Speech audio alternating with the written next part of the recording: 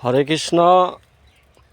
যে যেখানে আছেন কাছে এবং দূরে সবার সুস্বাস্থ্য কামনা করে এই যে পান ক্ষেতের ভিডিওটা করতেছি। তবে এই যে দেখেন পান ক্ষেতের আগালগুলার পানগুলা একটু পাকা পাকা সাইজের মনে হয়, আর নিচের পানগুলা দেখেন কালো, তাই না? তার মানে এটা এই যে অগ্রহণ মাসের আজকে 16 তারিখ, এই যে উপর থেকে কুয়াশা পড়ে সারাদিন, সারা রাত্রি কুয়াশা পড়ার পর, আমাকে একটু দেখান।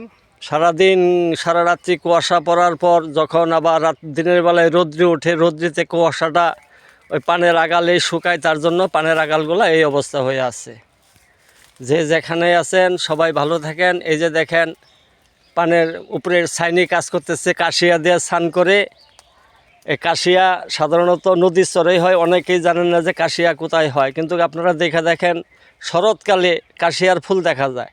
সেই কাশিয়া দিয়েই আমরা এই পান ক্ষেত উপরে ছাইনি করতেছি।